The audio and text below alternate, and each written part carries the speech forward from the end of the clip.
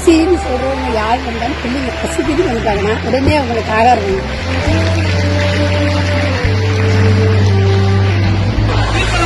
பிள்ளைங்களுக்கு ஒரு நல்ல பழக்கம் போல அவருக்கு பெண் குழந்தை இல்லை, அதனால ஒரு பெண் பிள்ளைகளை தன் பிள்ளைகளை போல பார்த்துக்கிறது.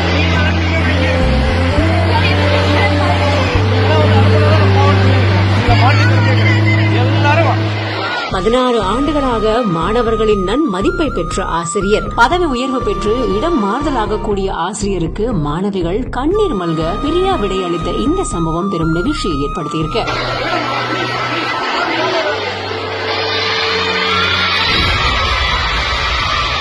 அவருக்கு போறது கஷ்டமா தான் இருக்கு, இருந்தாலும் வேற ஸ்கூல் பேசமா போறது ரொம்ப சந்தோஷமா இருக்கு.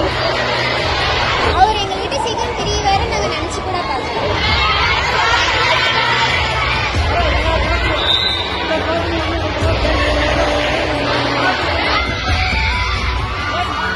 அவர் போறது ரொம்ப கஷ்டமா இருக்கு, அவர் விட்டு பிரிய முடியல, இருந்தாலும் பரவாயில்ல வேற ஸ்கூல் பேசமா போறான்னு சந்தோஷமா இருக்கு.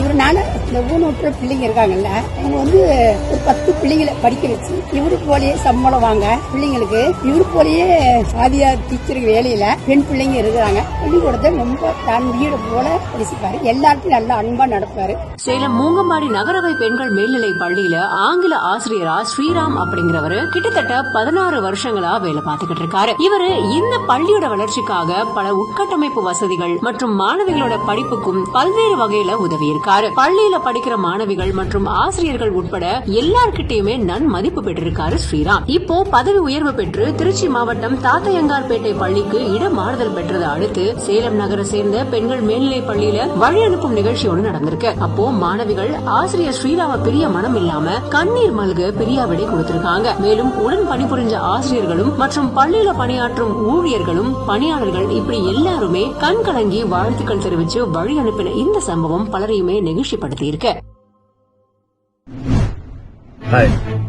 இந்த வீடியோ மறக்காம பாருங்க. எவ்வளவுதான் காசு பணம் இருந்தாலும் இந்த சந்தோஷம் வாங்கவே முடியாது.